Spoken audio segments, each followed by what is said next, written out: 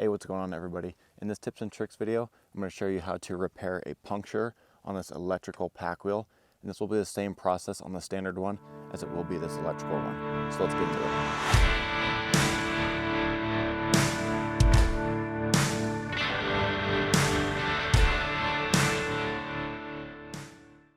So when you're in the backcountry using your pack wheel, you can run across having a flat tire, and that could be due to a number of reasons. But luckily, a majority of those flat tire problems can be solved by the tools in our emergency repair kit.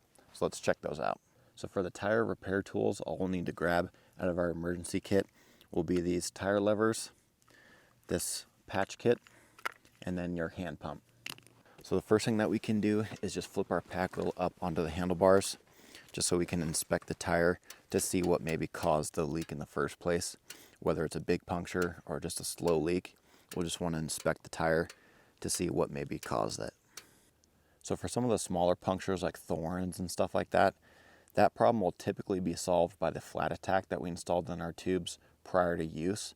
And if you haven't installed flat attack in your tubes, I definitely recommend doing that as one of the first steps after getting your pack wheel.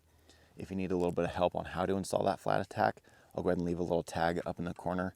That'll take you to our tips and tricks video on when we installed flat attack in the first place into this tube. But let's say if it is a thorn, you can remove that thorn. And if the thorn was punctured right here up at the top, what we'll want to do is just rotate that tire so that that small puncture is at the bottom of the tire. And we'll just want to let that sit there for a little bit and let that goo kind of slide down and fill up that little puncture. 9 times out of 10 with a small puncture like that, that's what that flat attack is for, in clogging those holes. And if you air your tire back up and you find out that there's still a slow leak after removing that thorn and the flat attack didn't fix it, then we can move to taking the tire off itself and pulling out the tube. So let's go ahead and show you that. So the first thing we can do is just lay the pack wheel on its side. Maybe find a rock or something we can prop up under the pack wheel sitting on the frame so that our tire here is free spinning. That'll just make our lives a little bit easier for this process. So the first thing we can do is locate our valve stem right here. Let's just take this cap off, set this somewhere safe where you don't lose it. Then we can loosen up our valve core. And let's just make sure we've got all the air out of the tire and the tube if it's not already. Mine's pretty much deflated. Now I'm going to go ahead and remove this valve nut at the bottom here. Make sure we don't lose that. Set that aside somewhere, don't lose it. So after you've taken most of that air out of this tube itself, it's time to take the tube out of the tire. And there's a few ways we can do this. The easiest way is to take this tire completely off of the pack wheel frame itself. It's a little more time consuming, but it does make the overall process easier. But for this, what I'm going to do is just show you how to do it with the tire on. And if you don't know how to take the tire off of the pack wheel, you can go ahead and click on this tag up in the corner. That will take you to another tips and tricks video when we converted this electrical pack wheel into a non-electric pack wheel. I show you how to remove that tire completely. But again, for this, what I want to do is just keep the tire on it and show you how to do it that way. Go ahead and take our thumbs and go around the tire and just see if we can break this bead off of the tire itself. Just like that. So now we've got this whole side, the bead is no longer on the rim itself. So now that we have one of the beads completely off of one side of the wheel, let's go ahead and grab our tire levers. And what we want to do now is start prying the lip of this bead up and over the wheel. So easiest way is just take our tire levers. You can pretty much start anywhere except for right on the valve where your valve's at. So I typically like to start kind of next to it.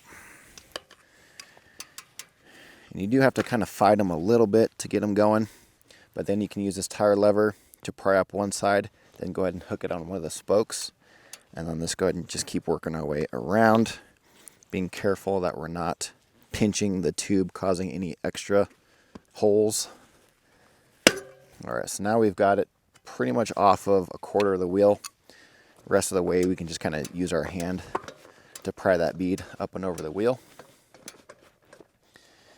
And the tire will kind of come up where these wires are back here on the frame. So just keep kind of pushing that tire down and away from it as you pry up. And now we've got the bead up and over that wheel all the way around it. So now what we can do is just pull this tube stem out of that little hole there. And now we can pull our tube out. Be careful again, make sure we're not putting any other extra holes in it. Just kind of spin it around a little bit, pull that tube out. Make sure we're not getting it pinched up in the frame. Just keep working your way around it. Again, when you have the wheel still on the frame, it's a little more difficult, but it's a little faster.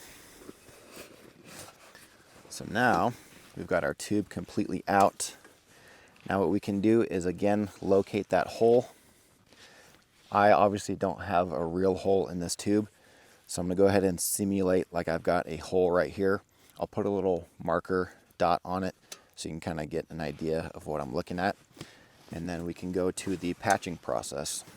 All right, so now we can kind of simulate that this mark right here is where your hole's at. I'm going to go ahead and grab our patch kit. And inside our patch kit, we have a glue, sandpaper, and then some different sized patches. For this, we want to find a patch that will still overlap our hole.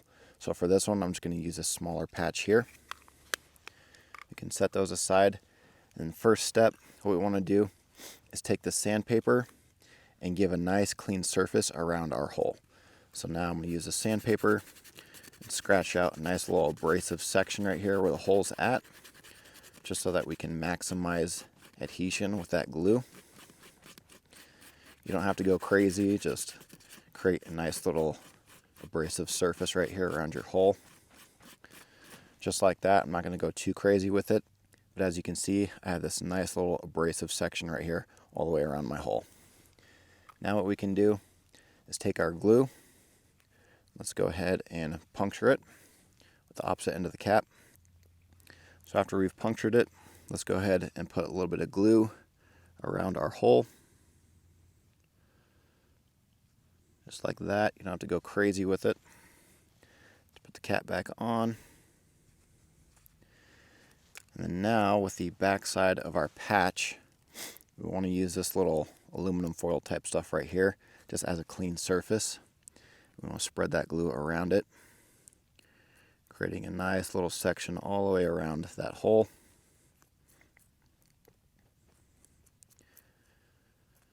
Just like that. What we want to do after we spread it is just let this sit for a little bit, wait for it to get a little bit tacky. Now after a few minutes, just use your finger and just kind of feel around in the corner of where you put that glue. And you can feel it's pretty tacky now.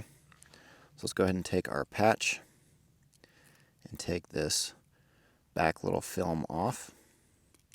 Just like that. Make sure we do not touch that side. We don't want to make it dirty or anything. And now we're going to go ahead and place it over our hole. Starting at the center, working our way out and around. Making sure we have good contact all the way around that tube. So after we've ensured that we have nice contact with this patch on this tube, we can actually just leave this film over it. It'll act as another kind of abrasive layer to this patch. And that is how you patch your hole. Now we can just reverse the process, putting this tube back into the tire itself. So now again, let's go ahead and reverse that process and put the tube back in the tire, starting at the valve stem. And when you open up this tire here, you'll see we've got an extra little protective layer in there. Make sure that tube is on the inside of that, and that protective layer is on the outside where the tread side is. So let's go ahead and put our valve stem back in and start working our way around the tire, tucking it back in. Again, being careful that we don't cause any more punctures or little holes. Once that tube's all the way in, we'll go ahead and start by that valve again, and we'll start to hand seat that bead all the way around. Make sure as you're pushing this bead in, we're not pinching that tube up against the bead and the rim. Once you come to the point where you're starting to push the bead in and the other side starts to pop up, we'll go ahead and grab our tire levers again. Let's lock this side in place.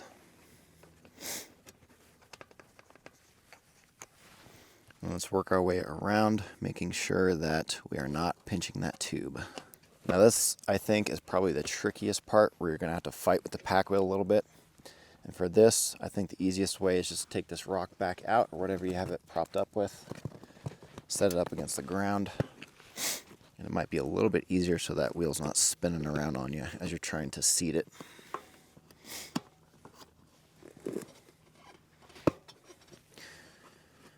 This, I think, is probably the most difficult part of this whole process. Just seating that bead back in. And one more should hopefully do it. There we go. Now we've got it all popped back in. Now if you want, you can prop your pack wheel back up again. And let's double check it.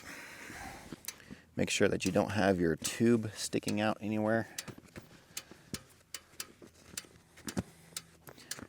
Everything looks good. Double check the back side if you can.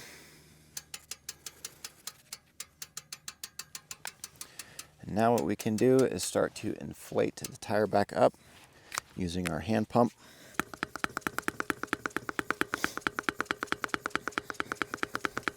As you're inflating the tire, you'll want to look for this little mark right here that runs along right next to the rim. This is the indication showing that you have a properly seated bead. But if you notice, it starts to dip down right here, and then I lose that little line. I do want to briefly mention that if you are having a hard time seating that bead when you're in the backcountry, it's okay to still use the pack wheel because it could end up seating itself on your way back to camp if the pack wheel is under a load. If you'd like, you can even carry around a CO2 inflator to quickly inflate the tire. However, it is important to keep in mind that once you get back home or somewhere with a compressor or floor pump, you deflate the tire and use normal air to pump the tire back up. If you keep the CO2 in the tube, it will degrade the tube over time. If the bead is still not set, we recommend using the floor pump or compressor to overinflate the tire a bit, and that will most likely pop the bead back into place. So now to finish up this process, I'm going to go ahead and screw that valve stem back in, making sure that little nut right there is locked at the top. And then for the rest of my parts, I put them in my little patch kit right here so I wouldn't lose them. So I have that valve stem nut. I'm going to seat back down over it. Seat that back down on the rim. And now I can take our dust cap, put that back on, put our tools back in our emergency repair kit, and we'll be good to go. All right, so that is how you can fix a flat when you're out in the backcountry with your pack wheel using the provided tools in your emergency repair kit. Hopefully that helped. If you have any questions, please feel free to reach out at any time. Make sure you subscribe to this pack wheel channel and hit that little notification bell so that when we come out with future tips and tricks videos, you'll see that and get notified. Thanks guys for checking out this video, and as always, I'll see you in the next one.